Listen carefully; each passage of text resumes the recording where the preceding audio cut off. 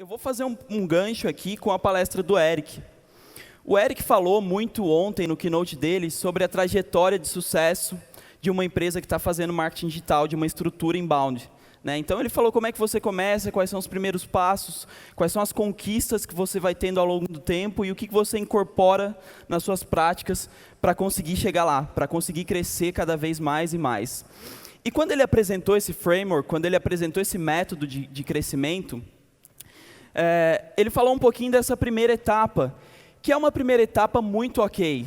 A gente já tem muita clareza de como fazer isso. Se você fizer um material rico, se você começar a trabalhar com e-mail, se você fizer talvez um anúncio no Facebook segmentado, com certeza você vai conseguir gerar leads. Eu sei disso, eu já fiz isso com várias empresas e eu já vi isso dando certo.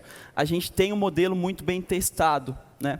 Só que quando você começa a crescer e dar outros passos, começa a aparecer um desafio novo, um desafio muito diferente, que é o que a gente viveu na RD, é o que a gente vem vivendo na RD. Quando eu já subi, quando eu já fiz esse básico, quando eu já estou gerando leads, eu já montei uma máquina de marketing e vendas, eu já estou com aquilo funcionando bem, e eu quero continuar crescendo. Eu quero ir de 50 para 60, para 70 vendedores, como a gente está chegando agora na RD.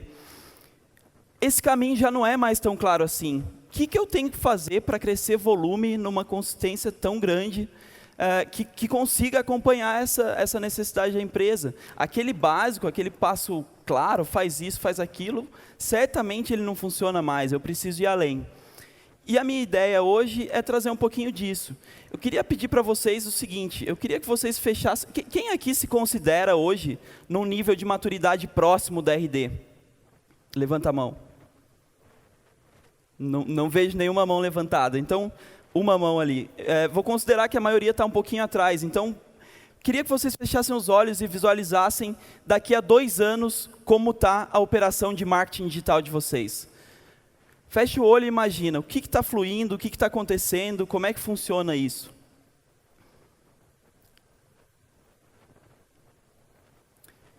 Quando eu peço para fazer esse exercício, eu acho que a grande maioria visualiza uma dominação de keywords no Google. Qualquer coisa que pesquisam do meu mercado, eu estou nas primeiras posições. Visualiza viralização, meus posts, as pessoas, está todo mundo assinando, compartilhando, a coisa está indo adiante. E uma chuva imensa de leads. Então, estou dominando o mundo, estou crescendo, está tudo funcionando, está tudo dando certo. O grande problema é eu saber como chegar lá, como fazer isso. Se eu penso em um time de vendas...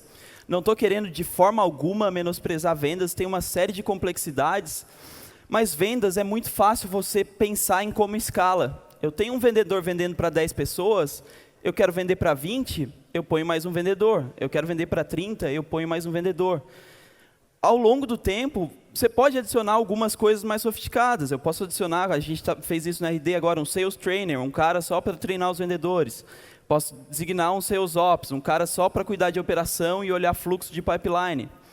Mas, de forma geral, o modelo é muito repetido. O vendedor sempre faz a mesma coisa. O cara tem que sentar lá, fazer ligação, vender, e eu só vou aumentando. Agora, em marketing. Marketing, cada um faz uma coisa diferente. Se eu botar 10 caras, 15 caras ali, eu não sei exatamente qual que é o papel deles, eu não sei o que cada um vai fazer. Então, como é que eu monto esses blocos e como é que eu encaixo um negócio que funciona, uma estratégia, uma estrutura que funciona para eu levar o meu marketing para esse próximo nível. Então, quando a gente fala disso, e as pessoas olham o case da RD e falam, vocês estão num nível de maturidade super legal, a coisa tem funcionado muito bem, parece que é sempre lindo, Parece que é sempre suave, a gente vem aqui, eu chego aqui sorrindo, falo, o marketing funciona, dá para fazer isso, é assim, assado. E, no fundo, na verdade, por trás dos bastidores, por trás da cortina, a gente já sentiu muita dor. A gente já aprendeu muita coisa na prática. Eu sou do interior de São Paulo, lá a gente tem não sei se é comum no resto do Brasil também, mas a gente diz que nego vê as pingas que eu tomo e não vê os tombos que eu levo. Então, a gente, em geral, tende a externalizar muito mais o sucesso, o que não quer dizer que não tenham existido várias dificuldades e vários problemas. Então, meus objetivos, ao compartilhar algumas lições que a gente aprendeu ao fazer essa escala. Colaborar para quem ainda está nos primeiros passos, mesmo quem está começando e está vendo isso aqui como uma palestra avançada, que não é para o momento, que já consigam entender para onde dá para caminhar, quais são as possibilidades, e já comecem a levar isso em consideração na hora de montar o planejamento. E fazer quem já deu os passos básicos, para quem já começou a enfrentar alguns problemas que a gente enfrentou na RD, conseguir enxergar novos caminhos, conseguir trazer isso para a prática. Então, a primeira lição que eu vou trazer aqui é que é uma grande ilusão achar que um time mínimo de marketing e investimentos baixos vão escalar fácil. Muita gente vende o marketing digital como algo sem custos. O inbound marketing é comum, a gente às vezes fala, é natural, né? O inbound marketing é do tamanho do seu cérebro, não é da sua carteira. Eu mesmo já falei isso várias vezes. E de fato, ele tem uma possibilidade muito mais relevante de você começar a fazer coisas interessantes sem dinheiro. Você consegue criar um conteúdo legal e fazer a coisa funcionar.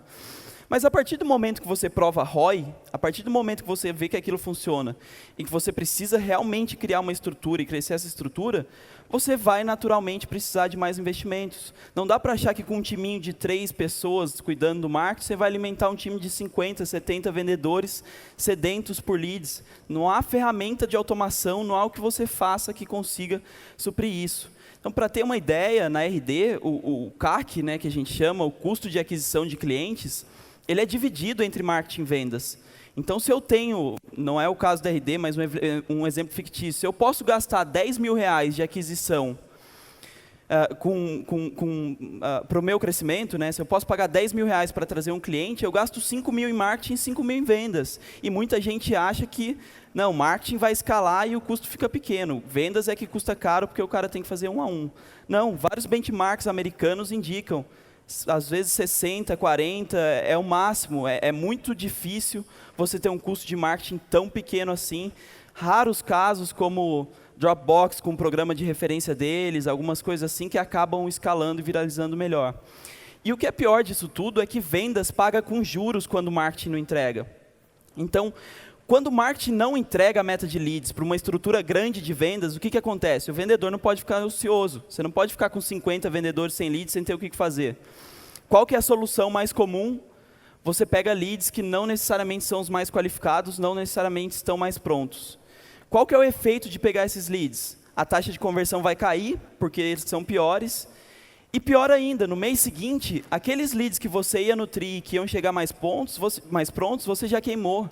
Então, vendas, não conseguiu vender, diminuiu a taxa de eficiência, está com a moral baixa, entrou com a autoestima baixa no mês e ainda tem leads piores para trabalhar no mês seguinte de novo. É um ciclo sem fim. Então, entrar numa estrutura de marketing e vendas que você realmente conta com ela, que você realmente precisa, sem ter esse apoio, sem confiar muito que o time de marketing tem estrutura para entregar, é no mínimo muito arriscado. Você não pode colocar uma carga desse tamanho no braço de um time pequeno de marketing. A gente encara que a grande solução para isso é marketing servir como uma grande locomotiva. Locomotiva no sentido bem literal de uma locomotiva. O que a locomotiva faz? Ela puxa as outras. Então eu não posso ter um setor de marketing que é arrastado, ele tem que tomar frente. Não é marketing tem que correr atrás de entregar lead para vendas. Eu tenho que gerar tanto lead em marketing que eu vou precisar contratar mais vendedor para aproveitar essa oportunidade. Se eu invisto para ter o marketing sempre na frente, eu não vou ter esse problema que acaba gerando menos vendas e acaba gerando o efeito cíclico. E o que é muito legal também é que muitas vezes um bom volume em geração de leads, ele perdoa muitos pecados em vendas. Se você joga uma rede e tira muito peixe, sempre vai sair peixe bom dali. Sempre, por mais que tenha muita porcaria no meio. E aí, às vezes, a gente se depara com processos de vendas que não são eficientes, que não estão legais, que tem muita coisa para melhorar, mas que por um volume alto de geração de leads, a gente acaba chegando nos números. Então, colocar o marketing na frente e como grande impulsionador é uma lição que a gente aprendeu a duras penas, né? Ano passado, a gente tinha uma estrutura muito menor do que a gente tem hoje. Hoje, o time de marketing da RD, não me lembro de cabeça agora, mas acho que estamos em 17 pessoas, mais ou menos. Lição número 2, ter mais recursos também também dá trabalho, você precisa gerenciar, você precisa trazer gente nova, e não é garantia nenhuma de sucesso, né? A gente tem na RD, por exemplo, essa situação de que a gente recebeu investimento, precisa crescer, E quando você precisa crescer, você precisa encontrar as ferramentas certas. E é perigoso você ter dinheiro para gastar. É muito fácil você gastar dinheiro com besteira, com coisa que não vai funcionar. Já vi muita gente se perdendo. E aí eu dou um exemplo de uma decisão que a gente teve que tomar. O blog da RD, para mim, hoje, definitivamente não é um orgulho. Eu acho que o blog nosso está super ultrapassado em design, tem um monte de coisa de experiência de leitura que a gente precisava fazer. Falo isso com muito pesar, porque a gente é vitrine, as pessoas olham para a gente, muitas vezes querem se espelhar na gente. E eu gostaria de ser diferente e a gente vai fazer isso, a gente vai fazer um processo de redesign. Mas no momento em que a gente foi fazer essa análise de como a gente vai montar o nosso marketing, como é que a gente vai se estruturar para crescer tanto, a gente parou para olhar os dados e olhar o que de fato resolve o nosso problema, o que está acontecendo hoje. E a gente viu que mais de 50% dos leads gerados, um volume super relevante, era dos materiais do mês, dos materiais novos que a gente estava lançando. E a gente viu que estava trabalhando com pouca frequência nesses materiais e que sempre que a gente aumentou, a gente conseguiu aumentar os números. Desde fevereiro, a gente publica pelo menos um conteúdo rico por semana, um conteúdo para geração de leads por semana. Às vezes é um e-book, às vezes é uma ferramenta, às vezes é um template, às vezes é um kit. A gente inventa, alguma coisa a gente sai. Mas desde que a gente começou essa prática, não houve um mês em que a gente não tivesse batido as metas de geração de leads. Então, olhar para os dados e entender o que realmente vai fazer a diferença e conseguir separar. Beleza, isso aqui no curto prazo me resolve. Isso aqui talvez no longo prazo. Quando eu penso ali no blog, o blog tem potencial de melhoria e um redesign, inclusive, ajudaria a melhorar a conversão. Mas, na prática, hoje, a taxa de conversão dele está em menos de 5%, enquanto uma landing page de um e-book, de um material rico minha, está em 50%, 60%. Então, eu jogando o mesmo volume, eu consigo tirar muito mais resultado dos outros. Os dados ajudam muito nisso. E outra coisa que ajuda são benchmarks com pequenos projetos. Se eu não tenho ninguém fazendo marketing avançado de uma forma tão parecida com a nossa, eu pego alguns projetos, algumas coisas que algumas pessoas estão fazendo bem e tento descobrir com elas qual é o potencial de cada uma dessas coisas, para que eu possa comparar e escolher melhor quais são os projetos que tendem a me ajudar melhor para fazer com que o volume total funcione. Outra lição é que só volume não resolve. As pessoas se saturam e a gente tem vivido uma situação em marketing de conteúdo que é o amadurecimento do mercado. E o amadurecimento do mercado, ele traz com isso um fator que para as empresas que começaram antes é ruim, que é a competição. Cada vez mais as pessoas estão disputando a sua atenção. A gente começou a falar de inbound há 4, 5 anos atrás, não tinha quase ninguém no Brasil. Eu me lembro de 1, 2 agências que comentavam alguma coisa, não tinha volume, não tinha nada. Foi super ok a gente começar a falar e ganhar essa posição de autoridade e crescer. Hoje a gente disputa com um monte de gente, tem um monte de blog para ler, um monte de gente, inclusive vários dos palestrantes que estão aqui, estão disputando com a gente, de certa forma, né? Eu trouxe uma frase do Herbert Simon, que é Nobel da Economia, e é um pouquinho longa, mas vale. O que a informação consome é bastante óbvio. Ela consome a atenção de seus destinatários. Dessa maneira, uma riqueza de informação cria uma escassez de atenção e uma necessidade de alocar essa atenção eficientemente entre a superabundância de fontes de informação que podem consumi-la. Na prática, o que esse cara está falando? Tem muita coisa para olhar, as pessoas vão olhar para menos coisas. Então, para garantir que elas olhem para você, você precisa de muita qualidade. Você precisa que o seu conteúdo seja cada vez melhor, seja cada vez mais diferenciado. E o que a gente fez para conseguir chegar a esse conteúdo melhor, esse conteúdo diferenciado? O primeiro ponto é escrever quem sente a dor, quem está com a mão na massa, quem está realmente fazendo. Se eu estou escrevendo para um cara que trabalha em construção, eu quero que quem escreva é esse aqui. É o cara que está lá batendo, é ele que vai falar, não, cara, quando você usa uma luva, você protege isso, isso, isso. Esse cara faz o trabalho no dia a dia e ele sabe que faz a diferença. Não é esse aqui que está olhando, não é que me perdoem os jornalistas, mas não é um jornalista que vai estudar meia horinha e vai escrever um post superficial sobre o negócio depois. O que traz o diferencial para o seu conteúdo é a sua vivência. É você ter o sentimento de que eu fiz isso, eu passei por isso, você vai encontrar essa dificuldade, aquela dificuldade, e você vai superar assim, assim, assado. Quando o conteúdo é real, quando ele é fruto de uma experiência, as pessoas se identificam muito mais. Elas conseguem se ver na situação, porque você consegue pontuar de forma muito mais clara quais são as dificuldades delas. E outro ponto relevante disso é que, beleza, as pessoas que estão na ponta escrevem. Então, eu coloquei, por exemplo, o meu time de vendas para escrever sobre objeções que eles recebem.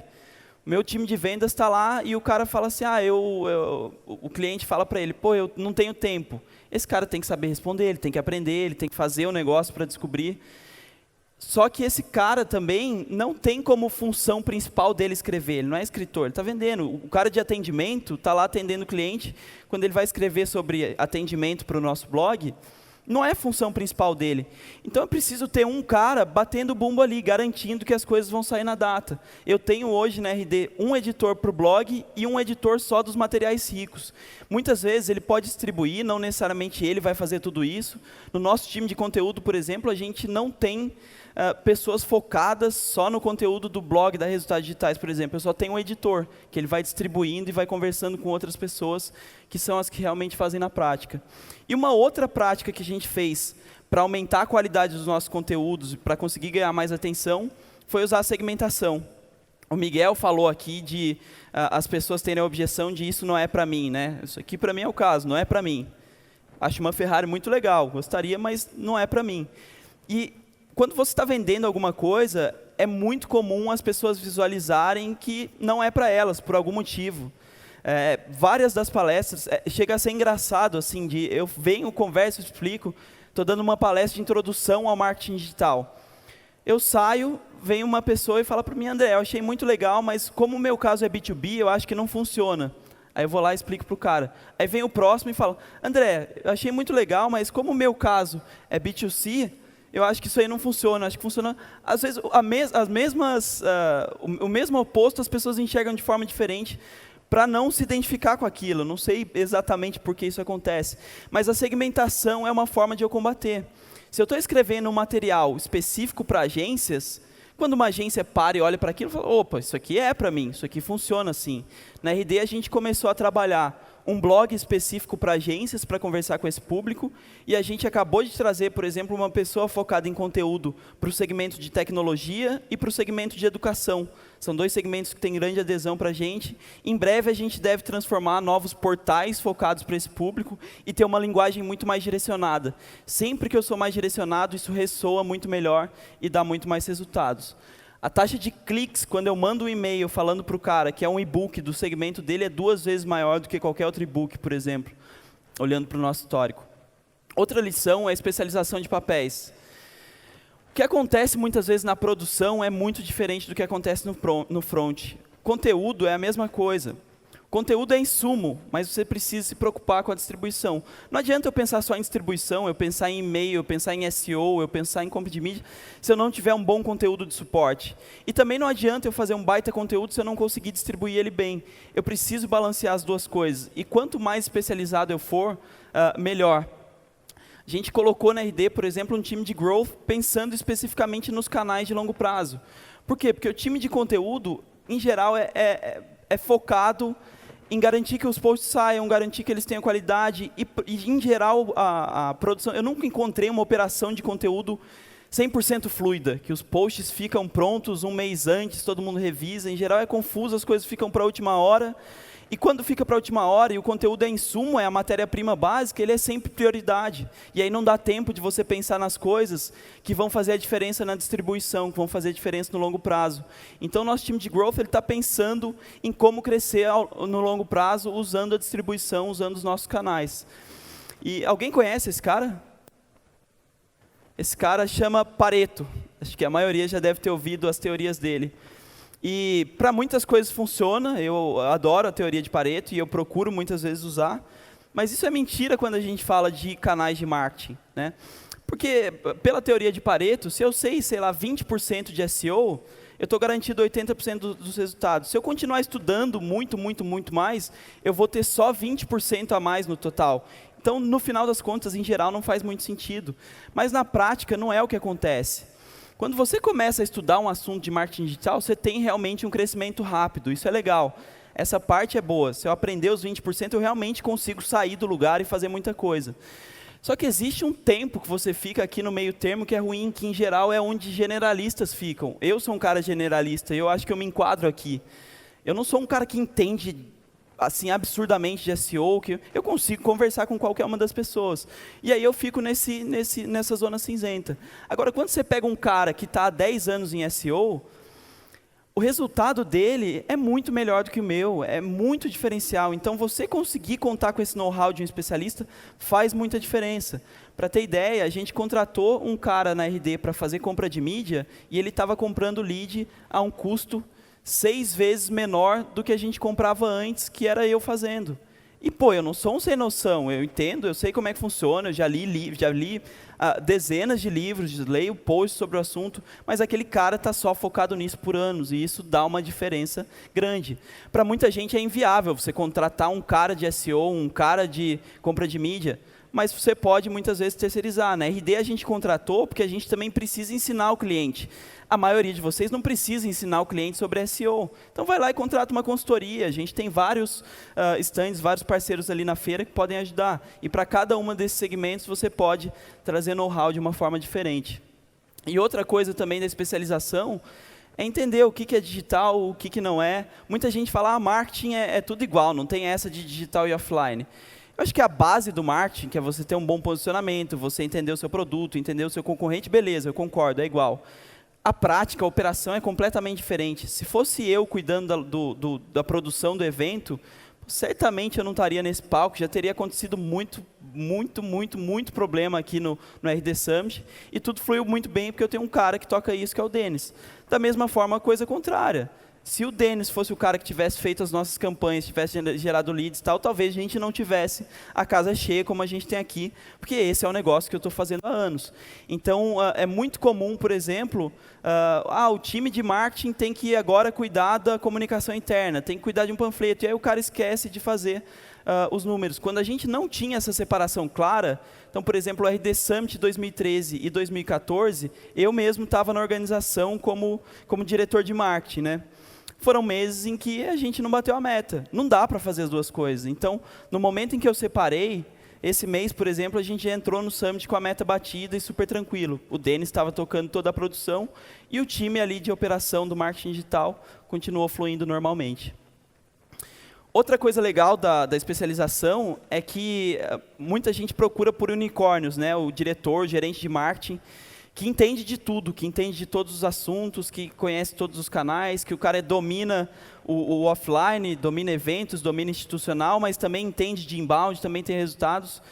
Nos Estados Unidos até existem mais desses caras, porque essa operação, em geral, está rodando há muito tempo. Então, o cara que entrou, trabalhou na RD, pegou inbound por um ano, depois ele foi para uma outra. Você consegue pegar esse know-how. No Brasil é quase impossível. E aí, quando você especializa, se você não tem um unicórnio, você inventa um unicórnio. Você pega o chifre de um, pega a ferradura de outro, você junta tudo e no final a soma é semelhante. Então, é uma alternativa que a gente tem para essa falta de histórico e falta de talentos aqui no Brasil. Lição 5 é que o seu mercado ele não é infinito. Então, não dá para pensar em crescer sempre querendo só volume, aumentar tráfego, aumentar... Pensa também em conversão, otimização de processos, otimização de taxa de vendas. No final, isso vai ajudar você a vender mais da mesma forma. Aumentar a conversão é basicamente você conseguir entender melhor o que impede o cara de comprar e entregar algo que resolva esse problema. Tão simples quanto isso. O cara não converte na sua landing page porque você tem alguma coisa que impede ele de comprar, de converter, que você não entendeu. Você não está gerando valor, você não está fazendo alguma coisa. Então, dividindo em duas partes... Primeiro, para eu entender, eu preciso aumentar a maior quantidade de dados possível. Eu preciso conversar com esse cara, eu preciso ter feedback, eu preciso acompanhar o maior número de dados de interação dele com a minha empresa. Então, o tracking que a gente lançou ontem, por exemplo, ajuda nisso. Eu consegui olhar que página ele visitou. É tudo informação, é mais input para que eu consiga entender o que bloqueia esse cara e o que é interesse dele. E do outro lado, eu posso usar automação, eu posso usar o contato de vendedor para tentar otimizar isso. Muitas vezes até ajuste de produto, coisas que vão além desse escopo mais básico. Lição 6, falei que o marketing digital e o tradicional são diferentes, mas os relacionamentos não. Os relacionamentos, muitas vezes, todos vocês que estão aqui, são relacionamentos que a gente, como RD, criou online e que vieram para cá. E o fato de você fazer coisas offline ajuda muito e impacta muito no contrário também. Então, criar um evento como o RD Summit para nós é uma baita dica avançada de marketing também, de marketing digital. Quantos posts não estão saindo daqui a respeito do tema, linkando para RD, gerando link, gerando SEO? Quantas conexões, quantas parcerias a gente não está fazendo aqui, de pessoas que vão fazer com marketing, que vão fazer coisas novas e que vão ajudar a impulsionar? Então, você pensar em formas de conectar as coisas, sem dúvida, vão ajudar. Vale muito investir em coisas offline, como os eventos que a gente tem também. Sétima lição que a gente teve é que, à medida que você vai crescendo, as suas parcerias também vão ficando mais relevantes. Eu tenho uma história de quando eu me mudei para cá, para Floripa. Eu vim em 2007, 2008, para fazer faculdade. E o meu colega de faculdade era um cara de 2 metros de altura. E eu me lembro de ir para uma balada com ele, assim que eu tinha acabado de mudar. E a gente chegou na balada e eu vi uma mulher alta, assim, a mulher tinha, sei lá, 1,90 m. Ele olhou para mim e falou assim, é hoje que eu vou chavecar todas. Eu olhei e falei, Lincoln, por quê? Não entendi, por que você está falando isso? Ele falou, cara, tem uma mulher ali de 1,90 m, ninguém chega nessa mulher, eu posso fazer o que eu quiser, porque se tudo der errado, eu sei que eu vou ali e ela vai estar sozinha. Porque ela é única, né? Pode ser meio babaca a opinião dele e tal, mas o conceito que ele entendeu é de que ela é única e é difícil você achar algo semelhante. Por que eu estou falando isso? A gente, na RD, quando vai fazer parceria, não encontra sempre parceiros que têm base tão grande quanto a nossa, de tanta qualidade quanto a nossa. Esses dias um amigo me perguntou, mas vocês fazem bastante co-marketing com a Rock Content. Por quê? Por isso. Porque eles têm uma base grande, semelhante como a nossa. Não faz sentido para mim eu fazer co-marketing com alguém que está numa base menor. Com a Endeavor a gente faz a mesma coisa. E a gente usa isso pelo lado contrário. Da mesma forma como eles são grandes e podem nos ajudar muito, a gente sabe que eles também não têm muitas opções e que a gente pode ajudar. Então a gente acaba sendo também para eles uma opção muito válida. E quando isso não acontece, principalmente quando a gente consegue trabalhar com segmentos, você pode diminuir os co-marketings e fazer isso de forma segmentada. Então, por exemplo, a gente lança um e-book sobre o mercado de educação com o pessoal do CRM educacional. A gente lança um material de tecnologia com o pessoal da Dialeto, que é uma assessoria de imprensa focada em tecnologia. Então, a gente consegue repartir e trabalhar com coisas menores para o todo da escala. E mais, o que eu acho bem relevante é entender que, a partir do momento que você ganha escala e você tem capacidade de fazer parceria sempre, faça sempre. É um compromisso. Isso ajuda e alavanca muito a empresa. E a 8ª lição e última, estou quase estourando meu tempo aqui, é que não existe uma fórmula mágica que funcione para sempre. Não existe um hack, não existe uma dica, um toquezinho, uma coisa que eu vou falar que você vai colocar no seu site e que vai dar um mega resultado e que vai continuar funcionando para sempre. Eu recebo no meu e-mail, todo dia, 4, 5 e-mails que são praticamente iguais. Alguém descobriu que uma mensagem colocada de uma forma X, com as palavras YZ, converte e funciona. O que o pessoal faz? Todo mundo copia. Todo mundo copia, perdeu o sentido, perdeu a razão, já não funciona mais, as coisas saturam, né? E eu faço uma confissão aqui que eu sou viciado em hacks. Eu adoro ter essas dicas, esses truques, essas sacadas que realmente fazem diferença, porque isso dá um sentimento muito grande de ser prático, né? Eu vou sair daqui com um monte de coisa anotada, eu sair com um monte de coisa que eu vou conseguir colocar no ar no dia 1. E isso é muito bom, né? Isso, como palestrante, eu fiz o RD On The Road. Quem aqui estava no RD On The Road? Algumas pessoas. Lá eu dei a palestra 20 hacks que você pode colocar no ar amanhã, né? São coisas que você podia fazer e eu adorei fazer isso, né? E a gente tem feito vários hacks, a gente tem conseguido implementar. Então, por exemplo, a gente fez recentemente o quiz do marketing digital. Uma ferramentinha super simples, faço perguntinha, mando, a galera termina, compartilha o resultado. Então, o cara gosta de falar que ele é expert, que ele não é. Uma ferramenta super simples de fazer, deu um baita resultado. Fugi do lugar comum, gastei pouco e a coisa funcionou. A gente lançou agora o diagnóstico do custo de aquisição. Outra ferramentinha legal pra caramba, bacana, uma forma diferente de fazer o negócio. E para mim doeu vir aqui fazer uma palestra que não tem esses hacks, né? Eu falei de muita coisa de estrutura, muita coisa que eu sei que vai ser muito difícil vocês começarem a implementar amanhã, né? Que não vai dar um resultado do dia para a noite. São coisas de mais longo prazo. Mas é tudo parte de um grande plano maligno que a gente tem aqui, né? A gente tem pautado muito o RD Summit e os últimos... acho que sempre teve essa cultura, mas mais recentemente com mais força, de entregar sucesso para o cliente, né? De fazer com que as pessoas cada vez mais consigam crescer, cada vez mais consigam se aperfeiçoar e tenham resultados legais. E a intenção da minha palestra era o seguinte: eu posso não ter trazido muitos hacks que fariam a diferença agora, mas que logo, logo já poderiam mudar, poderiam não estar funcionando mais tão bem assim, e aquilo ia ficar para trás, aquilo não ia ficar para sempre. Eu trouxe coisas que eu acho que mudam a estrutura e a sua capacidade de você mesmo analisar os conceitos, conseguir internalizar e criar da sua forma, criar do seu jeito.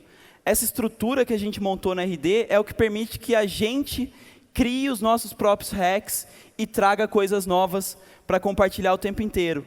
E o que eu quero aqui é justamente isso, que vocês também consigam criar essa estrutura na empresa de vocês, e que ao invés de eu ter aqui 20 hacks para compartilhar hoje, no próximo Summit, eu tenho aqui 800 pessoas que estavam nessa plenária, e que cada uma delas traga os seus 30, 40, 50 hacks. Então comece hoje a planejar como é que você vai chegar lá, que história que você vai contar aqui no palco do RD Summit 2016. Muito obrigado pela atenção de vocês, aproveitem o evento. Valeu, André.